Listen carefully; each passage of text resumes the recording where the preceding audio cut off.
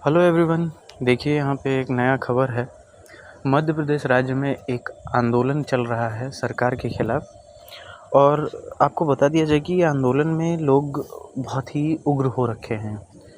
उग्र होने का मतलब है हथियारों से ही ज़रूरी नहीं है, लोग अपनी जान देने पर आमादा हैं। और सरकार के खिलाफ काफ़ी नारेबाजी और विरोध प्रदर्शन देखा जा रहा है। कारण समझ लेते हैं। जैसा कि आपने स्क्रीन पे देख रखा है कि चिता आंदोलन जैसी चीज़ नाम सुनी हुई है। इस आंदोलन का नाम चिता आंदोलन ही है। देखिए, केन एक नदी है जो मध्य प्रदेश से निकलती है और उसमें पानी की मात्रा ज़्यादा है। वहीं एक नदी है मध्य प्रदेश की बेतवा, जो कि उत्तर प्रदेश में होके आती है और गंगा में जाके जुड़ जाती है। कहने का तात्पर्य ये है कि इस बेतवा नदी में पानी की धारा को मिलाने के लिए एक परियोजना चल रही है, जिसके कारण वहाँ से किसानों को विस्थापित किया जा रहा है और उसकी ज़मीनें ली जा रही हैं। किसानों का आरोप है, इसके खिलाफ विद्रोह किया जा रहा है, प्रदर्शन कर रहे हैं, आंदोलन हो रहा है।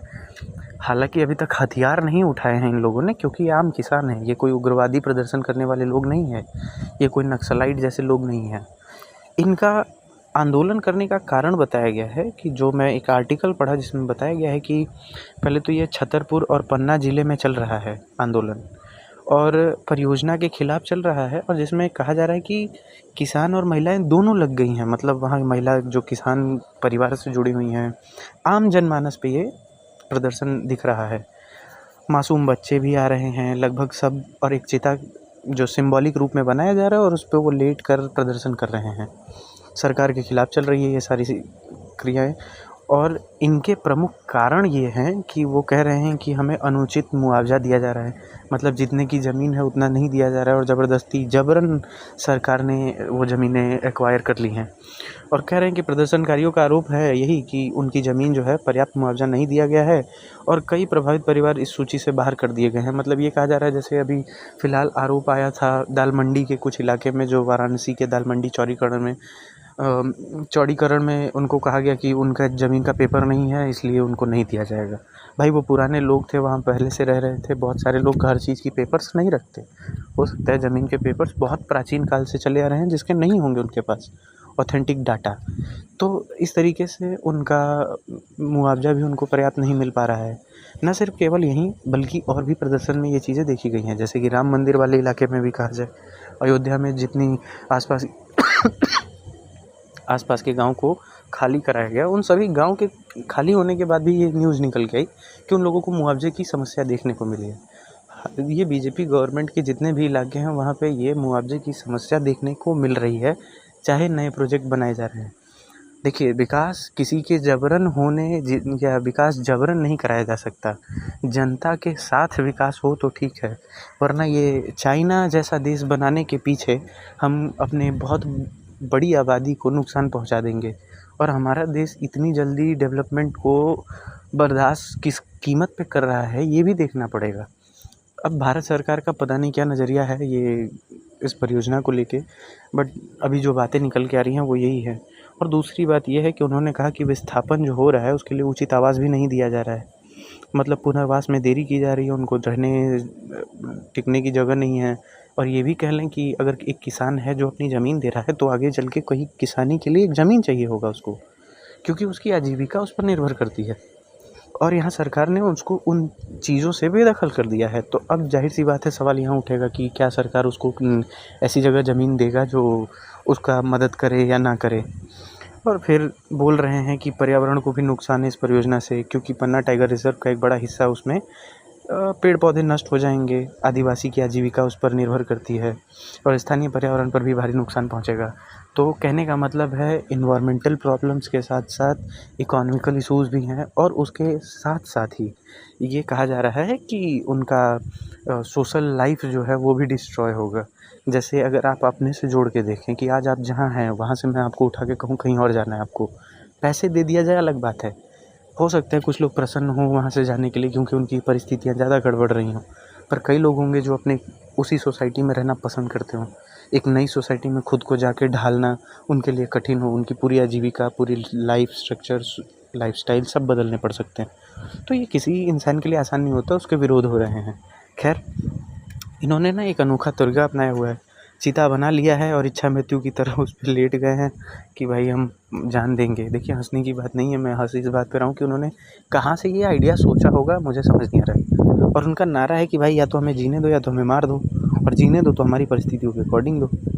तो अभी प्रशासन जो है, वादे पूरे नहीं होने पर अवैध बेदखली का आरोप चल रहा है और आंदोलन काफ़ी समय से चल रहा है, ये लंबे समय से चल रहा है। हालाँकि मेरा ये कंटेंट पर वीडियो बनाने का कारण ये था कि हमारे मीडिया में अभी तक इस बात को उठाया नहीं गया है। पता नहीं क्यों, पर इस बात को इतनी सीरियसली नहीं ली गई है, जहाँ की हमारे मीडिया को लोकतंत्र का चौथा स्तंभ कहते हैं। और उसने बीजेपी गवर्नमेंट के खिलाफ ऐसा रवैया अपना लिया है कि कोई भी विरोध प्रदर्शन को एकदम नेग्लेक्ट कर रहे हैं, जबकि आम आदमी, आम जनमानस को ये बात जानने की हक है। ये कमर्शियल न्यूज़ चैनल्स मेरा सबसे मतलब सरकार से एक तरफ हो सकता है, सरकार प्रशासन चला रही है, उनके पीछे भी कई समस्याएं होंगी। हो सकता है कि इतना बड़ा फंड ही एलोकेट नहीं किया गया हो, और हो सकता है कि उसमें बहुत सारे किसानों का भला है, इसलिए वो सरकार कुछ किसानों को नुकसान पहुंचा के ये काम कर रही है। सरकार के पॉइंट ऑफ व्यू तब नहीं समझेंगे जब सवाल खड़े होंगे। तो यहाँ पे तो सरकार पे सवाल ही खड़े नहीं होने दे रही है। प्रशासन का कोई जवाबदेहिता दिखाया नहीं जा रहा है। यहाँ पे जितनी हमारी सरकारें हैं उस पे कोई बात ही नहीं हो रही है। इनफैक्ट अभी तक तो कोई विपक्ष का पार्टी भी इस पे खड़ा नहीं हुआ है। क्या ये इतना छोटा न्यूज़ है क्या अगर पूरे देश के लिए? भाई 2 जिले के किसान, और किसानों को छोटा नहीं, अन्नदाता ही हमारे। कोविड में हमारी 3% जीडीपी का ग्रोथ रेट मेंटेन करने वाले यही थे। सारी एमएसएमई सेक्टर्स डिस्ट्रॉय हो गए थे सिवाय इस प्राइमरी एग्रीकल्चरल एक्टिविटीज़ की। इस प्राइमरी सेक्टर का इतना बड़ा योगदान हमारे देश में है और हम इसको इस तरीके से नेगलेक्ट नहीं कर सकते। पर लोगों ने ये बातों को शायद नज़रअंदाज करना शुरू कर दिया है। और ये मीडिया, सच में ये बिकाऊ मीडिया है, इन पर बहुत ज़्यादा रिलायबल नहीं होने की ज़रूरत है। इनको देखने और सुनने के बाद कभी भी फील नहीं होता कि हमारे देश की नागरिकों को जागरूक करने के लिए बना है। ये मुजरा कर रहे हैं यार। एक्टर बनने आ रही हैं वहाँ पे, जितनी भी एंकर्स हैं, जितने वो आ रहे हैं वो नेता बनने चले जा रहे हैं। जितने मेल एंकर्स हैं वो सब नेतागिरी बतिया रहे हैं। मतलब एक ऑथेंटिक डाटा देने में इनकी पता नहीं क्या हो जा रही है। इनकी नानी मरने लग रही है, क्या हो रही है समझ ही नहीं आ रहा है। यूट्यूबर्स को गाली दे रहे हैं ये लोग, सरकार पर सीधा सवाल नहीं उठा रहे हैं। नीट पेपर लीक की खबर अभी पता नहीं कहाँ चली गई, कोई कार्रवाई नहीं हुई, क्या हुई, कुछ जनता पे ट्रांसपेरेंसी का कोई लेना ही देना नहीं है, ऐसा लग रहा है। और फिर उसके बाद सोशल मीडिया वाले जितने भी लोग जो एक्टिविस्ट हैं उनको गाली दी जाए। और ज़्यादा हो रहा है तो केस का इस्तेमाल, अपनी पब्लिसिटी स्टंट का इस्तेमाल, अपने पहुंच का इस्तेमाल।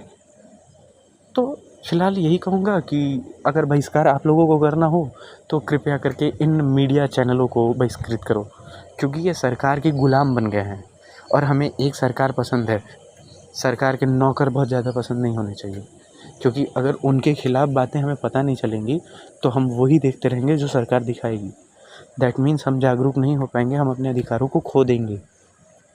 फिर एक टाइम आएगा जब सरकार जो कहेगी वही हम मान के, हम वही सही है ये मानेंगे। और इस तरीके से हमारी डेमोक्रेसी, जो कि अल्टीमेट गोल ही है, वही नुकसान हो जाएगी। हमारी अचीवमेंट, हमने कितने सेक्रीफाइसेस के बाद ये मेंटेन किया हुआ है, वो कब ख़त्म हो जाएगा पता भी नहीं चलेगा।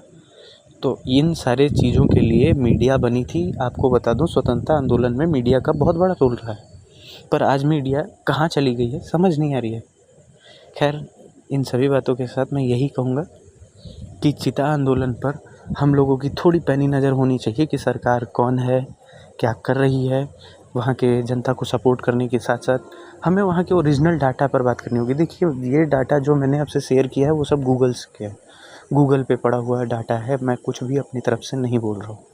ये मुद्दे मीडिया को निकालने चाहिए, क्योंकि उनके पास रिसोर्सेज हैं, प्रॉपर टीम है, एनालाइज़ करने वाली, फंडिंग करते हैं, उनके पास काफ़ी रिसोर्सेज हैं जिसके तहत ये सारे काम कर सकते हैं। पर वो नहीं कर रहे हैं तो ऐसे ही भ्रामक सूचनाएं भी जा सकती हैं। हो सकता है गूगल पर ऑथेंटिक डाटा ना मिले, पर इसको खोजना और ग्राउंड रियलिटी जानना उन्हीं के बस की चीज़ थी, जो कि उन्होंने नहीं की है अभी तक। तो मेरा खिलाफत और सारी बातों को लाने का सामने के पीछे कारण यही है कि हमारी मीडिया अभी फ़िलहाल इतनी ज़्यादा बिकाऊ की हरकत कर रही है कि हम उन पर बहुत ज़्यादा ट्रस्ट नहीं कर पा रहे हैं, मतलब ट्रस्टवर्दी नहीं हो गई है। बाकी और कोई अगर मुझे सूचना मिलती है मैं आपके साथ साझा करूँगा। आप इस चैनल पर कोई भी बात ऐसी नहीं सुनेंगे जो कि अनबैलेंस्ड हो या ऐसा लगे कि मैं पर्सनली किसी पर टॉन्ट मारने के लिए रखा हूँ या ये कहा जा सके कि बेकार की बातें हो रही हैं। जो डाटा रहेगा ओरिजिनल ऑथेंटिक और उनको बैलेंस वे में पेश किया जाएगा। मैंने सरकार का भी यहाँ विरोध नहीं किया है, मैंने बस एक आदमी का विरोध किया है, वो है मीडिया, क्योंकि उनको ये सूचना न्यूज़ में चलानी चाहिए थी जिसका अभी तक आम जनता में नहीं चल के आया है। और आप देखिए कोई भी बढ़िया कोई भी न्यूज़ चैनल जो कि एक्चुअली नेशनल न्यूज़ टेलीविज़न वाले चैनल्स है, उन पर अभी तक इस न्यूज़ को रन ही नहीं कराया गया है। यहाँ तक कि इतने फालतू न्यूज़ दिखा रहे हैं जिसमें उन्होंने कह दिया कि पाकिस्तानी हिंदू है। मतलब क्या मज़ा आ रहा है उनको सब चलाने में, समझ नहीं आ रहा है। तो खैर उनकी बात, उनको तो कितनी बार क्रिटिसाइज़ किया जाए, पूरी सोशल मीडिया उनको क्रिटिसाइज़ करती है, उनकी हरकतें ऐसी हो गई हैं। तो अब यूट्यूब ही नॉलेज का सोर्स बना हुआ है, तो मैं आपको इस तरीके की नॉलेज इसीलिए बार-बार रिप्रेज़ेंट करूँगा। चलिए जैसा होता है आगे मिलते हैं आपसे अगली वीडियो में कुछ ऐसे ही इन्फॉर्मेटिव वीडियोज़ के साथ। धन्यवाद।